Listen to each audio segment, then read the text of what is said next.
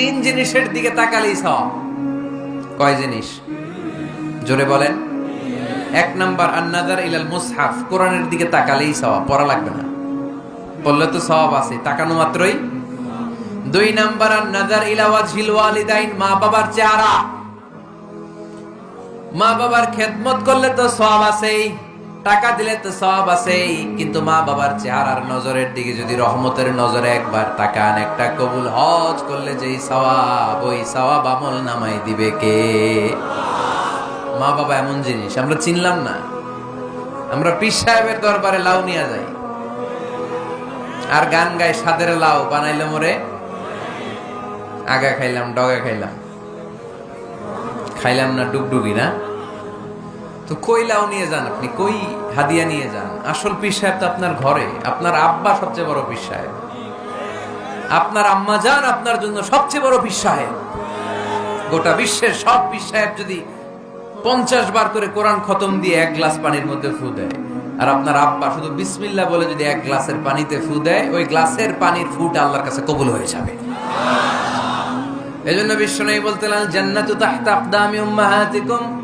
ও দুনিয়ার মানুষেরা শোনো, দুনিয়ার পুরুষ মানুষদের পায়ের নিচে থাকে জুতা, জুতার নিচে থাকে বালু আর মাটি, আর দুনিয়ার বুকে এক একটা মায়ের পায়ের নিচে থাকে তার সন্তানদের জান্নাত। ওগো মা তুমি এই ধরনের শ্রেষ্ঠ নেয়ামত, তোমারই পদ তলে রয়েছে জান্নাত। ওগো মা তুমি এই ধরনের শ্রেষ্ঠ নেয়ামত, তোমারই পদ তলে রয়েছে জান্নাত। সুবহানাল্লাহ পড়েন। কি মা? এ মারে আমরা চিনি না। লাউ কাতা'তা জিলদাক, তোমার গায়ের চামড়া কেটেও যদি মাকে জুতো বানিয়ে দাও, ওই যে ছোটবেলায় দুধ খাইছিলা, এক ঢোক দুধের শোধ আদায় হবে না। এক ঢোক দুধের শোধ আদায় হবে না। ওই মা। 3 বার বললেন আল্লাহ রাসূল এই মায়ের কথা। কয়বার?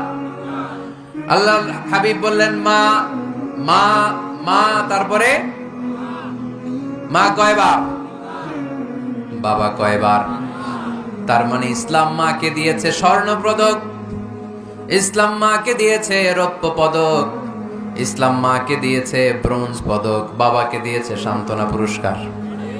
ঠিক কিনা? 3 বার যদি মা হয়, একবার যদি বাবা হয়, তাহলে স্বর্ণ পদক কে? রৌপ্য পদক, ব্রোঞ্জ পদক, সান্ত্বনা পুরস্কার। সুবহানাল্লাহ কইতে বললেন না? ওই মায়ের চেহারার দিকে যদি রহমতের নজরে একবার তাকান, কবুল হজের সওয়াব আছে না নাই? তাহলে 1 নাম্বার কোরআনের দিকে নজর করলে সওয়াব, 2 নাম্বার মা বাবার চেহারার দিকে নজর করলে সওয়াব, 3 নাম্বার আল্লাহর কাবা ঘরের গিলাফের দিকে যখন নজর করে তাকাবেন, 20টা রহমত নাজিল করবে কে? তাহলে শ্রেষ্ঠ মসজিদ মসজিদে হারাম, শ্রেষ্ঠ মসজিদ। 2 নাম্বার হচ্ছে মসজিদ নববী, নবীর মসজিদ। ওখানে 1 রাকাত পড়লে 1000 রাকাতের সওয়াব। আমার নবী শুয়ে আছে তার পাশে, পাশেই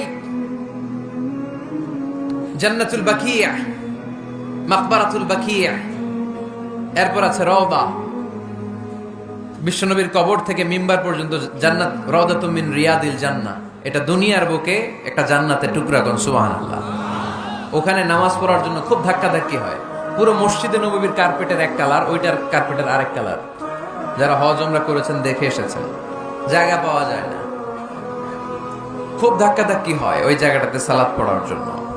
এটা হচ্ছে দ্বিতীয় মসজিদ শ্রেষ্ঠত্বের দিক থেকে। তৃতীয় মসজিদ হচ্ছে মসজিদে আকসা, ফিলিস্তিনে। এই দুইটাতে যাওয়ার সুযোগ হইলে ওইটাতে যাওয়ার সুযোগ নাই।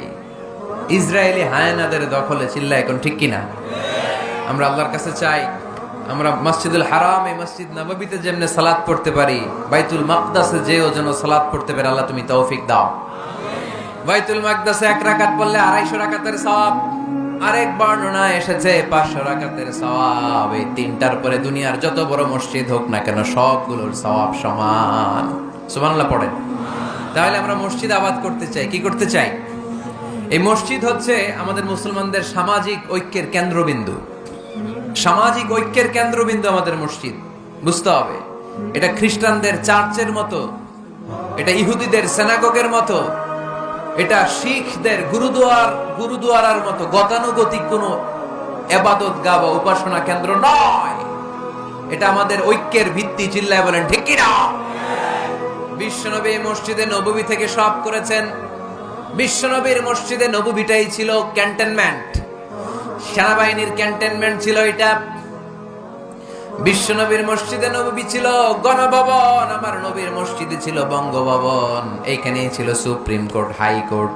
এখানে বসেই বিশ্বনবী যুদ্ধের জন্য সেনা প্রেরণ করতেন। এখানে বসেই বিশ্বনবী বেকারদের কর্মসংস্থান করতেন। এখানে বসেই বিশ্বনবী বিধবা নারীদের জন্য ভাতার ব্যবস্থা করে দিতেন। এই মসজিদের মধ্যে বসেই বিশ্বনবী আহলে সুফার সাহাবীদেরকে হাদিসের শিক্ষা দিতেন। সুবহানাল্লাহ পড়েন। এজন্য মসজিদের নানামুখী ব্যবহার আছে। আমরা শুধু এটা ইবাদতের জন্য রাখছি, কিন্তু বিষ্ণু ঈসা ইসলাম এটাকে নানা কাজে লাগিয়েছে। বেঈমান প্রতারক কোনো ধর্ম হয় না। বেঈমানের কোনো ধর্ম নাই যুবক ভাইরা। ধর্ম থাকলে ও বেঈমান হবে কেমন করে যুবক ভাইরা? ধোঁকাবাজ গাদ্দারের কোনো ধর্ম হয় না, বিধায় সে গাদ্দার এবং প্রতারক হয়ে যায়।